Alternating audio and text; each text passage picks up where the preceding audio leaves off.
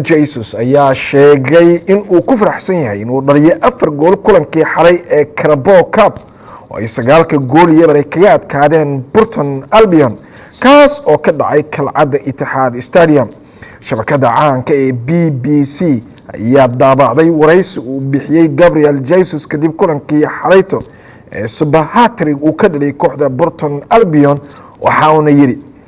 4 gool kuma aan dhalin xifradeeda kubadda cagta hal kulan aad ayaan ugu faraxsanahay wixii aan sameeyay si fiican ayaan u ciyaaray balse waxaan ixtiraamayaa sidoo kale kooxda aan la ciyaarnay waa intaas waxa ugu muhiimsan kadib kulankii xalayto ciyaartoy sida aniga oo kala waxay doonayaan inay ciyaaraan in daqiiqado badan sida kooxuheenu ay u qaataan ama ay u caawiyaan annagu waxaan doonaynaa inaan gaarno guulahaas oo kale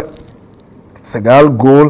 ayay guusha ku raacday Manchester City waxaana ku heliyay goolasha Kevin De Bruyne, Gabriel Jesus oo dhaliyay Afarey, Alexander Zinchenko oo gool dhaliyay iyo Philippe Foden oo si lamida gool kala dhaliyay Kyle Walker iyo Riyad Mahrez ayaa si lamida qayb ka ah bandhigii goolasha ee naadiga lagu magacaabo Manchester United. markana gacanka Spain